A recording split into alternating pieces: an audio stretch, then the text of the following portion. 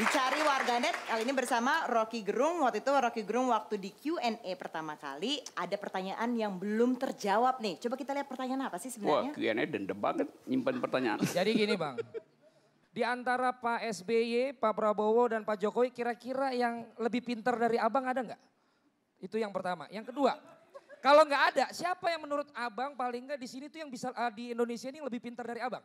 Karena kalau sampai tidak ada, ini seperti saya. Saya ini jadi komentator, laganya lebih pintar dari pemain bolanya. Saya bisa komentarin orang. Kalau itu gampang sekali, jawabnya gampang sekali itu. Tadi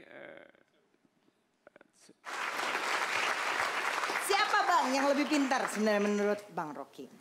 nah ini akibatnya kalau pertanyaan itu ditunda sampai hari ini. Tuh. Karena berubah jawabannya? Berubah pasti, karena pada waktu itu belum ada anak STM. Kalau sekarang yang paling pintar lah anak STM. STM itu jadi koagulan. Nah, tahu nggak istilah koagulan? Tahu bahasa kita Bang? Gini bahasa ya. kita. Ini kalau ini berserakan kayak minyak berserakan, nanti ada zat ditaruh di situ, dia ngumpul ini, dia narik zat yang lain itu. Namanya koagulan itu.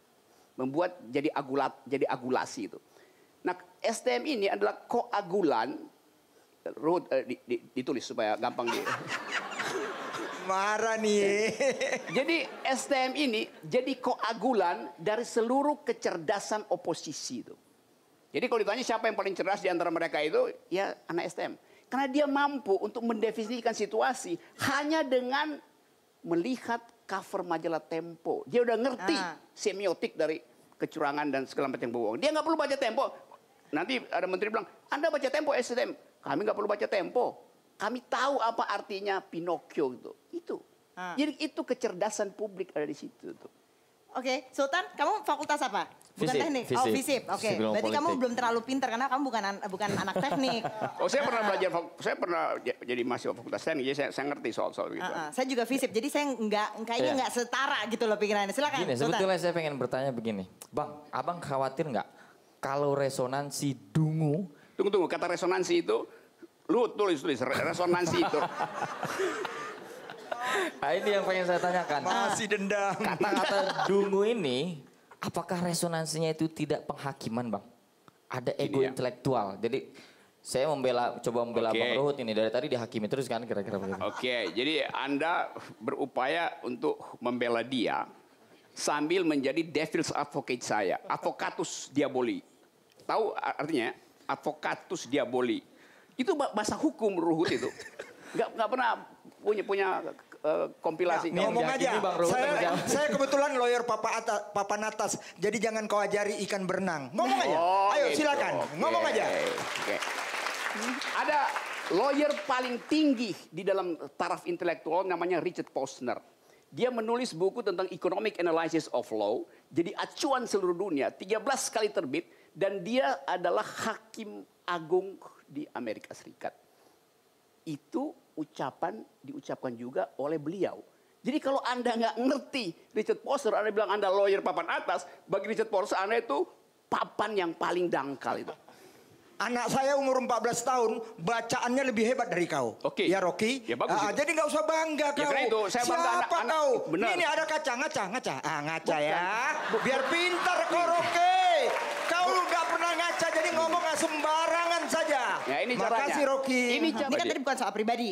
Ini bukan soal pribadi, di sini kita nggak, tapi pengennya nih kenapa nih dia justru nggak nyambung gitu kalau ngomongnya sama kita kan. Ini Mau ada jangan juga diedit. saya Sultan. Iya, kita harus berlari lah Bang, jangan persoalan-persoalan pribadi. Karena begitu Bang, yang saya khawatirkan justru ada cara yang dipakai oleh banyak intelektual kemudian. Gini ya, saya nangkap itu poinnya itu. Oke.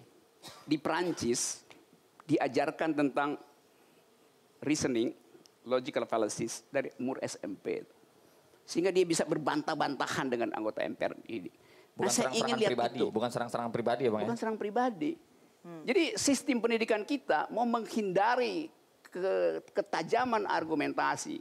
Seolah-olah menganggap kalau tajam argumentasi itu tidak sopan. Sekarang saya terangkan. Sopan santun itu adalah bahasa tubuh. Pikiran tidak merupakan sopan santun. Pikiran yang disopan santunkan dalam politik itu artinya kemunafikan. Mas Budi langsung aja Mas, Iya. singkat. Pertama, Pak Rocky sekarang menjadi idola baru di kelompok yang bahkan di kelompok-kelompok agama. Ya. Ini Di warganet lah, in general. Sama-sama bahaya dengan politik rezim, politik buzzer yang sangat yang Anda anggap berbahaya juga. Nah ini tadi sekali lagi saya bedanya di mana gitu. Sekarang Anda menikmati menjadi selebriti di kelompok-kelompok yang... Oke, saya terangkan. Saya tidak nikmati. Posisi saya terhadap pluralisme, terhadap religi nggak berubah. Saya kasih ceramah di Ngeruki, di sarang yang disebut sarang teroris segala macam tuh. Dia bertengkar dengan saya dengan argumen. Bahkan teman-teman Anda semua yang liberal itu yang sekarang bertengkar dengan sentimen.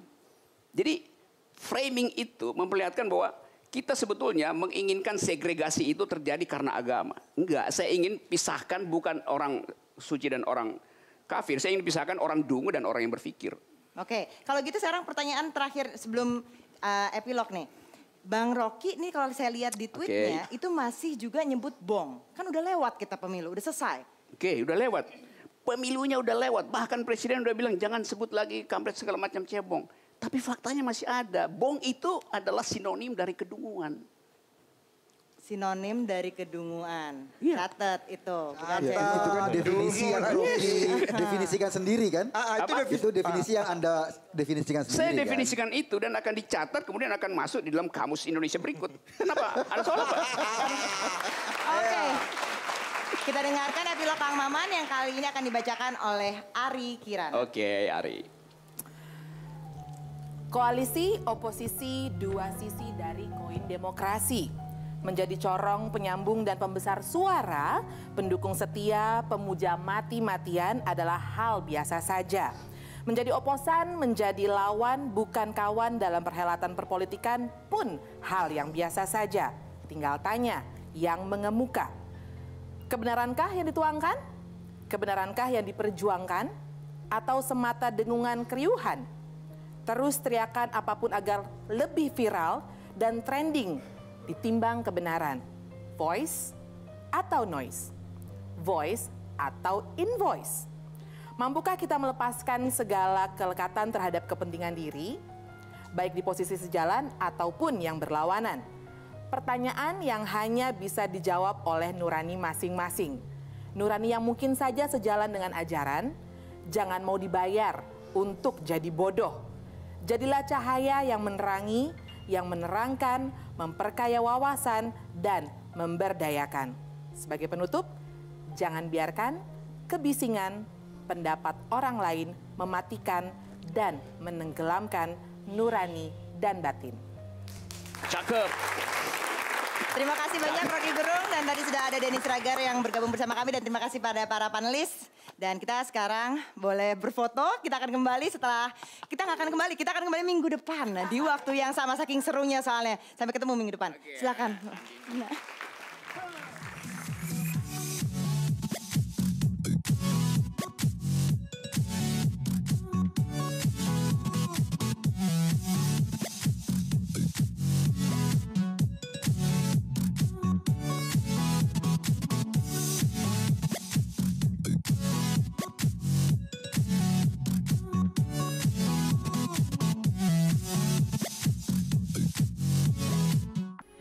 Metro TV, knowledge to elevate.